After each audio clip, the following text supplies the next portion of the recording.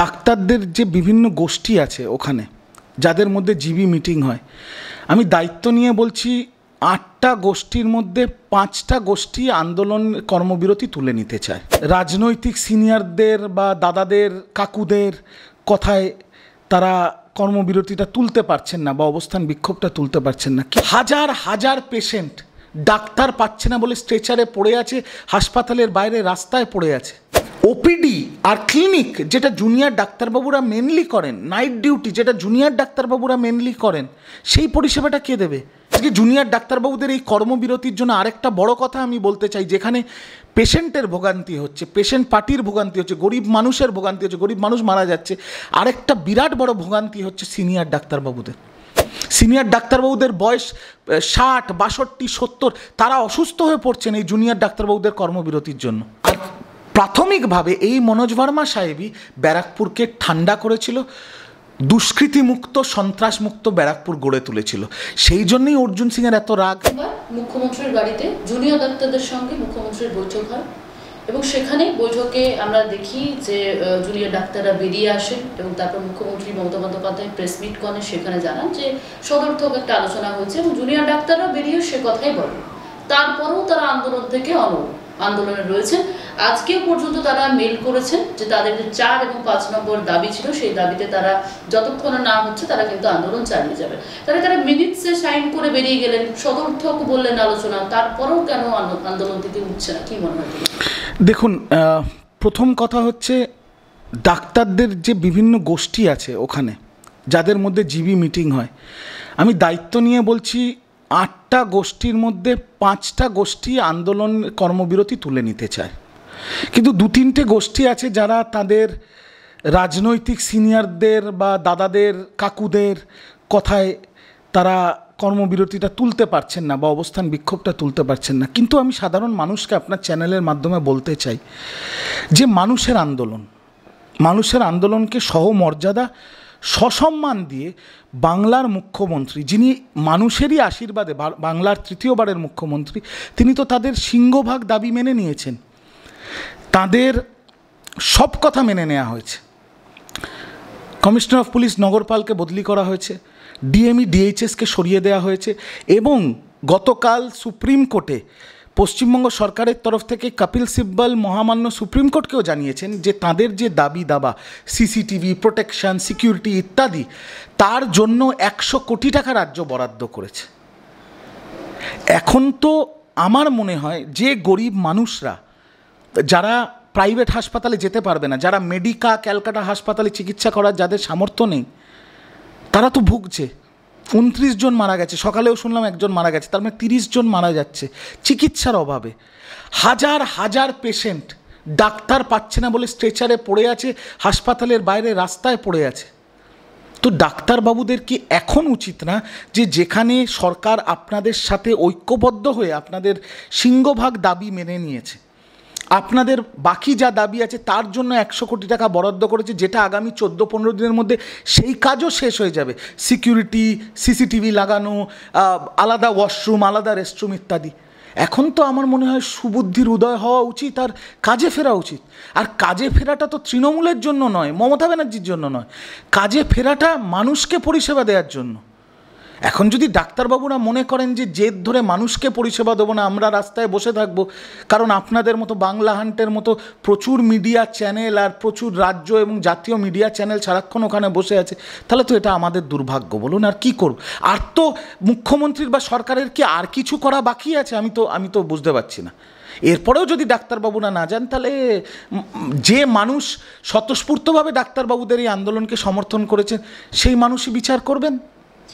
তুমি প্রথমে বললে যে রাজনৈতিক কিছু দাদা দিদির মদতের কথা বললে, কিন্তু ওরা তো প্রথম থেকে আন্দোলনকারীরা বলছে এটা অরাজনৈতিক আন্দোলন বলছে। দেখুন, অনেক ছবি ফেসবুক, টুইটার, ইনস্টাগ্রাম, মানে সোশ্যাল মিডিয়ায় অনেক ছবি ভাইরাল হচ্ছে। কে কোন সংগঠনের সাথে যুক্ত, কার কোন দাদা, কে বাম, কে অতি বাম, কে নকশাল, কে মাওবাদী সংগঠনের সাথে যুক্ত, কার পেছনে যাদবপুর আছে, যাদবপুরের কিছু প্রফেসর, কার পেছনে যাদবপুরের স্টুডেন্টস, প্রেসিডেন্সির ব্যাকিং, রবীন্দ্র ভারতীর ব্যাকিং, অনেক কিছুই তো আমরা সোশ্যাল মিডিয়ায় দেখছি। সেগুলো আমি বলতে পারি না, সোশ্যাল মিডিয়ায় দেখছি, আপনারাও নিশ্চয়ই দেখেছেন। তো আমার একটাই জিনিস যেটা আমি আগেরবারও বললাম, যে আমি বুঝতে পারছি না, আমি কনফিউজড। আর আমার মতো বিশ্বাস করুন বাংলার লক্ষ লক্ষ মানুষ কনফিউজড যে সরকার এবং বাংলার মুখ্যমন্ত্রী আপনাদের 99% দাবি মেনে নেওয়ার পর এখনও তারা কর্মবিরতি কেন করছেন, যার ফলে গরিব মানুষ চিকিৎসা পাচ্ছে না, গরিব প্রান্তিক মানুষের ভোগান্তি হচ্ছে, গরিব মানুষের প্রাণহানি হচ্ছে। এটা আমার বোঝার বা কল্পনার বাইরে যে এখনও ডাক্তারবাবুরা কেন স্বাস্থ্য ভবনের সামনে বসে আছেন। দাদা, তুমি রোগী পরিষেবা নিয়ে কথা বলছো, যে রোগী পরিষেবা পাওয়া যাচ্ছে না, একজন আজকেও মৃত্যু হয়েছে, 29 থেকে 30 জনের মৃত্যুর কথা বলছো, কিন্তু জুনিয়র ডাক্তাররা দাবি করছেন যে 7,500 জুনিয়র ডাক্তার, সেই জায়গায় 96,000 রয়েছে সিনিয়র ডাক্তার। 7,500 জুনিয়র ডাক্তারের ওপর কি রাজ্যের স্বাস্থ্য পরিষেবা দাঁড়িয়ে রয়েছে? দেখুন, ডাক্তারবাবুদের এই কথাটা না আমি ঠিক বুঝতে পারি না। তাহলে ডাক্তারবাবুরা নিজেরাই কি বলছেন যে তাদের দরকার নেই? মানে আমি তাদেরকে প্রশ্ন করছি, যদি তারা বলেন যে 7,500 ডাক্তারের ওপরে কি রাজ্য নির্ভর করছে, সিনিয়র ডাক্তাররা তো কাজ করছে, তাহলে তারাই কি নিজেরাই বলছেন যে আমাদের মতো 7,500 জুনিয়র ডক্টরের দরকার নেই? তাহলে তারা বিক্ষোভটা করছেন কেন? এই প্রশ্নটা তাদের আগে করুন। দ্বিতীয় হচ্ছে, আমরা সিনিয়র ডাক্তারবাবুদের কুর্নিশ জানাই, তারা যে সার্ভিস দিয়েছেন, 12 ঘন্টা 14 ঘন্টা করে ডিউটি করেছেন। কিন্তু আপনাকে বুঝতে হবে, আরজি কর মেডিকেল কলেজ বা বাংলার যে মেডিকেল কলেজগুলো আছে, এই এক একটা মেডিকেল কলেজে প্রান্তিক গ্রাম বাংলার হাজার হাজার পেশেন্ট আসে, ওপিডি বন্ধ, হ্যাঁ অপারেশন হচ্ছে, হ্যাঁ অ্যাক্সিডেন্ট কেস আসলে ট্রমা কেয়ার হচ্ছে, কোনো স্ট্রোক প্রেগনেন্ট ওমেন আসলে আইসিইউ কেয়ার পাচ্ছে, কিন্তু সেটা তো সব হাসপাতালে নেই। আছে কি? ওপিডি আর ক্লিনিক যেটা জুনিয়র ডাক্তারবাবুরা মেনলি করেন, নাইট ডিউটি যেটা জুনিয়র ডাক্তারবাবুরা মেনলি করেন, সেই পরিষেবাটা কে দেবে? আজকে যে সিনিয়র ডাক্তারবাবুরা সকাল 9টার থেকে রাত 9টা বা রাত 12টা অবধি ডিউটি করছেন, রাত্রে আরেকজন সিনিয়র ডাক্তার আসছেন। আজকে জুনিয়র ডাক্তারবাবুদের এই কর্মবিরতির জন্য আরেকটা বড় কথা আমি বলতে চাই, যেখানে পেশেন্টের ভোগান্তি হচ্ছে, পেশেন্ট পার্টির ভোগান্তি হচ্ছে, গরিব মানুষের ভোগান্তি হচ্ছে, গরিব মানুষ মারা যাচ্ছে, আরেকটা বিরাট বড় ভোগান্তি হচ্ছে সিনিয়র ডাক্তারবাবুদের। সিনিয়র ডাক্তারবাবুদের বয়স 60, 62, 70, তারা অসুস্থ হয়ে পড়ছেন এই জুনিয়র ডাক্তারবাবুদের কর্মবিরতির জন্য। তো জুনিয়র ডাক্তারবাবুরা কি চাইছেন? সিনিয়র ডাক্তারবাবুরা অসুস্থ হয়ে একেবারে স্বাস্থ্য পরিকাঠামোটা বাংলার ভেঙে পড়ুক, মানুষ মারা যাক? আমি তো বুঝতে পারছি না। আন্দোলনে যোগদান করার কথা চিন্তা ভাবনা করছিলেন, কয়েকদিন আগে তারাও দেখছিলাম। হ্যাঁ, কিছু কিছু সিনিয়র ডাক্তার তো আমরাও দেখেছি, ডক্টর কুণাল সরকার, ডক্টর সুবর্ণ গোস্বামী, ডক্টর মানস গুমটা, ডক্টর সুবর্ণ গোস্বামীর আমি তো সোশ্যাল মিডিয়া, আমি ওনাকে খুব সম্মান করি, কিন্তু সোশ্যাল মিডিয়া দেখছিলাম কেউ ওনার নামকরণ করেছেন 150 মিলিগ্রাম গোস্বামী। আমি বুঝতে পারলাম না, কারণ তিনিই তো ভাসিয়ে দিয়েছিলেন গণধর্ষণের তত্ত্ব, যেটা গতকাল সিবিআই শিয়ালদা কোর্টে গিয়ে বলেছে আমরা গণধর্ষণের কোনো প্রমাণ পাইনি। আমরা বলছি না, সিবিআই বলেছে কোর্টে, আর সেটা মানুষের সামনে অলরেডি চলে এসছে বিভিন্ন সংবাদ মাধ্যমে। তো আমার কথা হচ্ছে, অনেক জুনিয়র ডাক্তাররা যোগ দিচ্ছেন, যারা এই ঘোলা জলে মাছ সিনিয়র ডাক্তারদের সামনে রেখে তাদেরকে বলি করে, আমি পরিষ্কারভাবে বলছি, কিছু কিছু সিনিয়র ডাক্তার তাদের প্রাইভেট নার্সিংহোমের বিল বাড়ানোর জন্য, মানে পেশেন্ট পার্টিরা তো এখন প্রচুর প্রাইভেট নার্সিংহোমে যাচ্ছে। আপনারা তো এত বড় একটা পোর্টাল, একটা ইনভেস্টিগেটিভ জার্নালিজম করুন না, প্রাইভেট হাসপাতালে গিয়ে দেখুন। ধরুন আমি একটা উদাহরণ দিচ্ছি, মেডিকাতে গিয়ে দেখুন 1 মাস আগে কি ব্যবসা হতো আর এখন কি ব্যবসা হয়, একবার দেখুন না। দেখুন, আপনারা একটু জার্নালিজমটা করুন, আপনারা তো সাংবাদিক। দেখুন না যে এই আন্দোলন, ডাক্তারবাবুদের এই জুনিয়র আন্দোলন শুরু হওয়ার আগে মেডিকার ওপিডিতে কটা পেশেন্ট আসতো, তার বিল কত হয়েছিল, আর এই আন্দোলন চলাকালীন কটা পেশেন্ট আসছে আর কত বিল হয়েছে, আপনারা দেখে নিন ক্যালকাটা হাসপাতাল আর মেডিকার।